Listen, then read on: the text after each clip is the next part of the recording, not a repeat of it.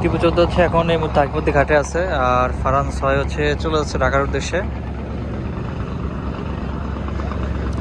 তো এক কোম্পানির দুটি জাহাজ, ফারান 6 আজকে অনেকটা লেট করছে, আর টিপু 14 একসাথে চলে আসছে।